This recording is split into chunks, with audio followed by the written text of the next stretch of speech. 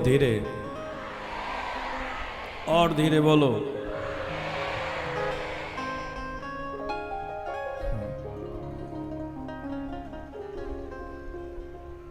जब हम लोग घर में लड़ते हैं तो हमारी आवाज थाने तक अपने आप पहुंच जाती है।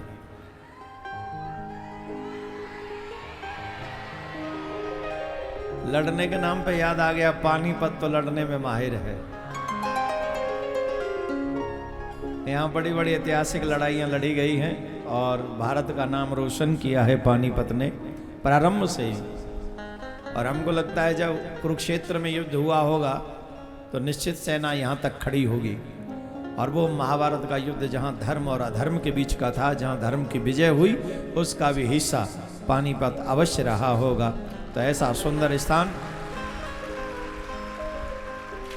आज प्रथम बार इस शरीर को पानीपत की इस पावन धरा पर यह सौभाग्य मिला है कि हम यहाँ बैठकर अपनी वाणी को पवित्र करें।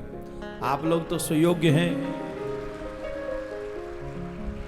हमको लगता है हर हिंदू हर सनातनी हमसे ज़्यादा ज्ञानी है, सबसे सब श्रेष्ठ हैं। हम तो बस अपनी वाणी को पवित्र करने के लिए, कथा कहने के लिए आते हैं।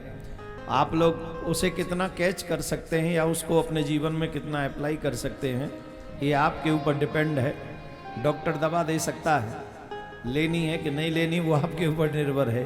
रोग काटना है नहीं काटना है वो आपके ऊपर निर्भर है। आप डॉक्टर के पास जाएंगे, कहेंगे कि बीमारी है, डॉक्टर चेक करेगा, चेक करने के बाद में डॉक्टर जो है आपको दवा दे देगा, मेडिसिन दे देगा, इंजेक्शन लगा देगा। अब उसे कितना प्रयोग में आ लाना है ये आप ही के ऊपर निर्भर होता है। भगवान की कथा हर रोग की दवा है। हम तो ये कहेंगे आपसे बड़ा सौभाग्यशाली इस समय पानीपत में तो कोई नहीं होगा।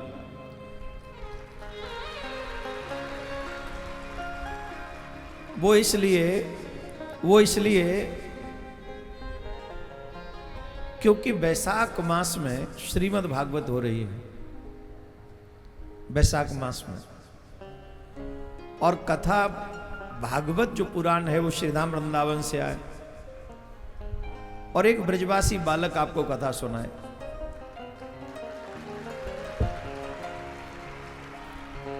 कई लोगों को जबरदस्ती ब्रज में जाके बसना होता है, तब जाके वो कहते हैं हम ब्रज में रहते हैं। पर हमारा और आपका सौभाग्य यह है कि हम ब्रज में ही, हमारे पूर्वज भी ब्रजवासी हैं। और ये ब्रजवासी के मुख से श्रीमद् भागवत कथा सुनना, ये हम इसलिए नहीं कह रहे कि हम ब्रजवासी हैं, इसलिए कह रहे हैं कि ये संतों की भावना है। बड़े बड़े संत महात्मा ब्रजवासी को देखते ही खड़े हो जाते हैं, उनका स्वागत करते हैं, उनमें भगवान श्री कृष्ण का स्वरूप देखते हैं। वो इसलिए देखते हैं क्योंकि उनकी भावना, उनकी आत्मा दोनों श्रेष्ठ हैं। जिनकी आत्मा, जिनका मन निर्मल होता है, वो ब्रजवासियों को ठाकुर जी का ही रूप, अंश समझते हैं। हमें छोड़ के आप सब ब्रजवासियों में ये भाव रख सकते हैं, हमें छोड़ दें बस। और ये भाव रखकर प्रत्येक ब्रजवासी के मुख से निकला हुआ एक एक शब्द श्री कृष्ण के मुख से ही शब्द निकला है, ऐसा भाव मानकर अगर आप उस कथा को सुनेंगे, उसे जीवन में अप्लाई करेंगे, संदेह नहीं है ये कथा आपके कल्याण का एकमात्र उद्देश्य बन जाएगी। यही कथा आपका कल्याण।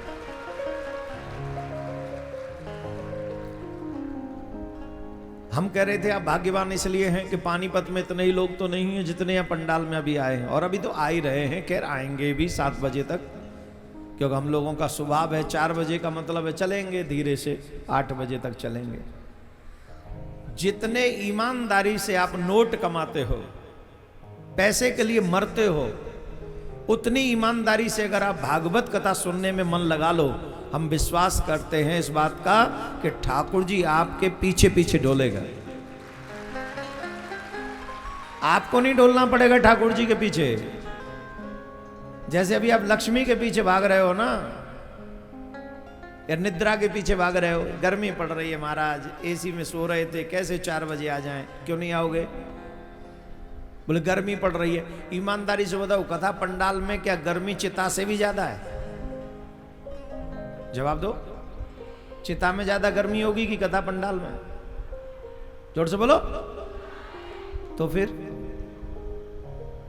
उस ताप को भी ये अग्नि शांत करने की क्षमता रखती है। ऐसी है भागवत कथा।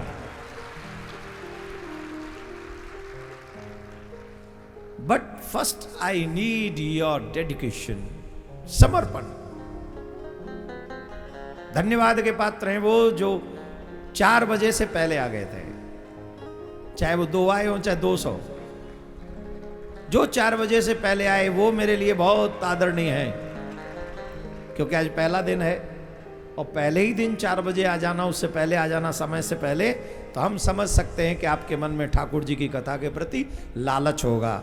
जैसे लोभियों के मन में धन का लालच होता है, वैसे ही आपके मन में कथा का लालच है। और अगर कथा का लालच है तो समझ लो तुम साधु हो, तुम भक्त हो, तुम ठाकुर जी की कृपा पात्र हो। अब जो लोग देर से आए हैं वो पूछो भगवान से मेरे साथ, क्या पूछे? हे प्रभु मुझे बता दो, हे प्रभु मुझे बता दो, चरणों में कैसे आऊं, हे प्रभु मुझे बता दो, हे प्रभु मुझे बता दो, चरणों में कैसे आऊं, माया के बंधनों से, माया के बंधनों से मैं मुक्ति कैसे पाऊं, हे प्रभु मुझे बता दो, हे प्रभु मुझे बता दो।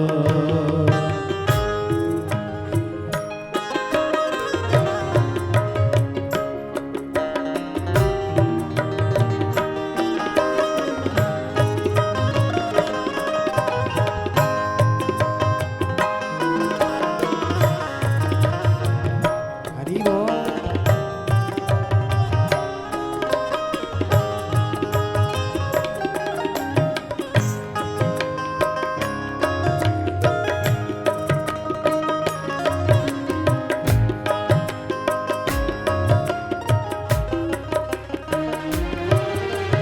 ना जानु कोई पूजन, अज्ञान हो मैं भगवन, ना जानु कोई पूजन, अज्ञान हो मैं भगवन, करना कृपा कृपालु,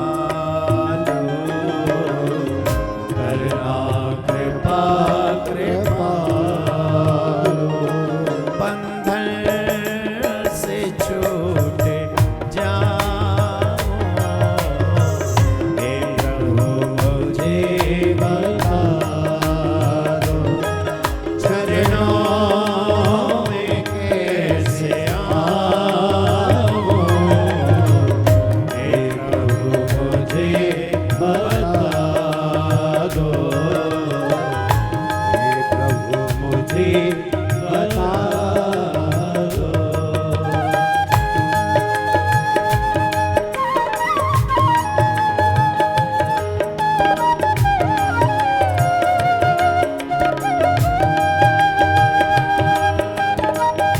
भक्तवत्सल भगवान की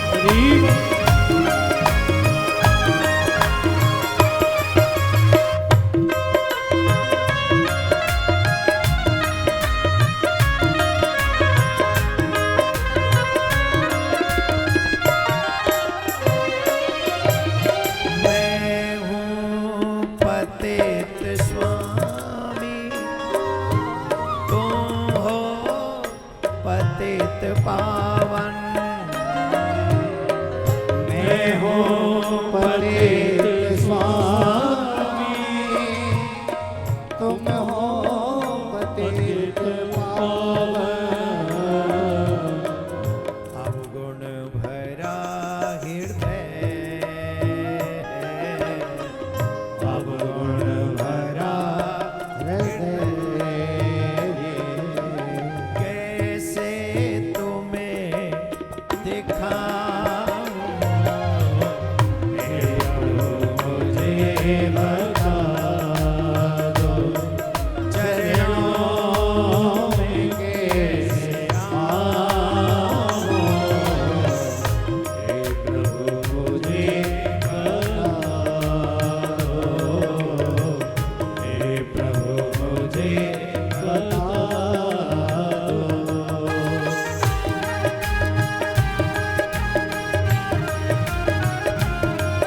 श्री राधे हरि बोल। श्री राधे।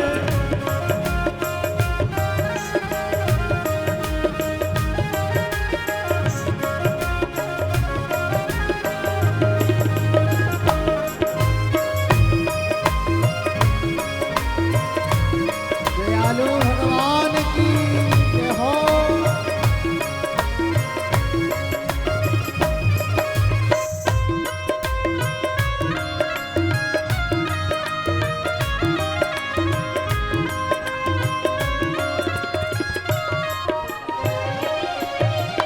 अच्छा हूँ या बुरा हूँ, जैसा भी हूँ तुम्हारा,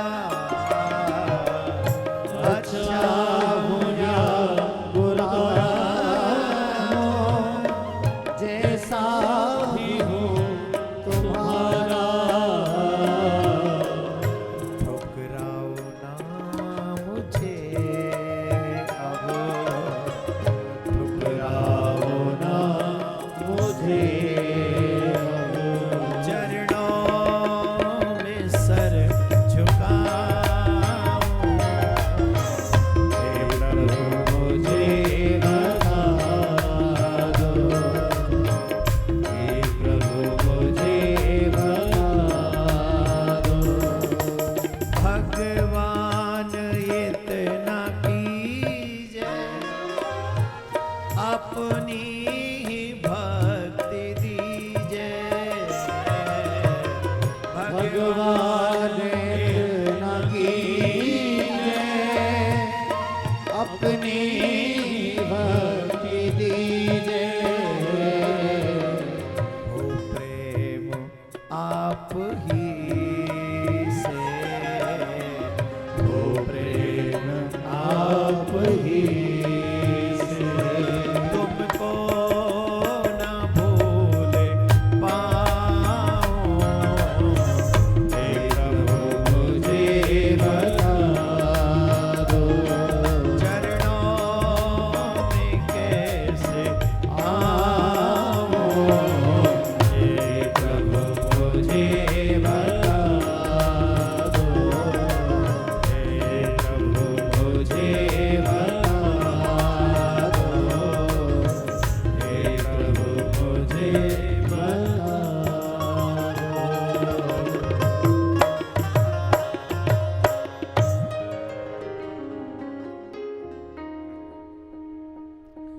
बोली भागवत महापुराण की जय। सदगुरुदेव भगवान की जय। जय, कांजो सरकार की जय। देवी मैया की जय। श्री निम्बार्क भगवान की जय। व्यास जी महाराज की जय। सुखदेव जी महाराज की जय। कृष्ण जन्म भूमि की जय। धर्म की जय हो। अधर्म का नाश हो। प्राणियों में सद्भाव हो। विश्व का कल्याण हो। गौ हत्या बंद हो। गौ माता की सेवा हो। विश्व में शांति। विश्व में शांति। विश्व में शांति हो।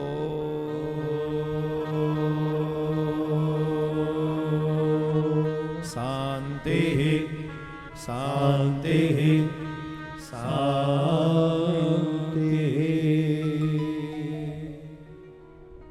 जितने भी लोग हैं सब आग्रह है सभी से आराम से बैठ जाएं, प्रेम से बैठ जाएं, भगवान को नमन करें, अपने सौभाग्य को अपने पितरों को याद करें और उनको नमन करें कि आपकी कृपा ऐसी ही बनी रहे। हमारे जीवन में भगवत कथाएं बनी रहें, क्योंकि ये कथाएं नहीं हैं, ये सीधे सीधे ठाकुर जी के घर का मार्ग है। जिन लोगों ने कथाओं को चुन लिया है उन्होंने ठाकुर जी के घर पे जाने के लिए मार्ग चुन लिया है, इसमें कोई संशय नहीं।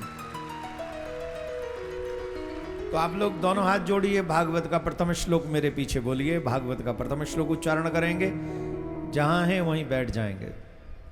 सच्चिदानंद रूपाय सच्चिदानंद रूपाय विश्वोत्पत्त्यादिहेतवे विश्वोत्पत्त्यादिहेतवे तापत्रय विनाशाय तापत्रय विनाशाय श्रीकृष्णाय वयं नुमः।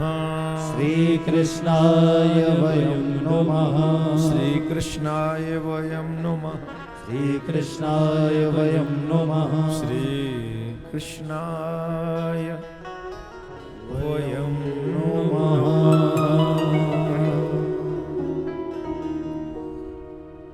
इस श्लोक में भगवान के स्वरूप का वर्णन किया गया है, भगवान के कार्य का भी वर्णन किया गया है। भगवान कौन है? सतचित आनंद घन, जिनका ज्ञान, जिनकी सत्ता, जिनका आनंद असीमित है, जिनकी कोई सीमा नहीं है, वही भगवान है। हम लोगों की हर चीज की सीमा है, हमारे ज्ञान की सीमा है, हमारे आनंद की सीमा है, हमारी सत्ता की सीमा है। हमारे घरों में हमारा राज्य नहीं चलता, बाहर की तो बात ही छोड़ दो। घरों में भी हमारी कोई नहीं सुनता, माँ बाप की बच्चे नहीं सुनते, बच्चों की माँ बाप नहीं सुनते। तो हमारी सत्ता तो अपने ऊपर भी नहीं, हमारा मन ही नहीं सुनता हमारी। हम असीमित हम कहाँ से हो सकते हैं जब सीमा में ही हमारा कंट्रोल नहीं है, हमारे शरीर में ही हमारा कंट्रोल नहीं। वो सच्चिदानंद इसलिए हैं क्योंकि वो असीमित सत्ता के स्वामी हैं, उनकी सीमा असीमित है।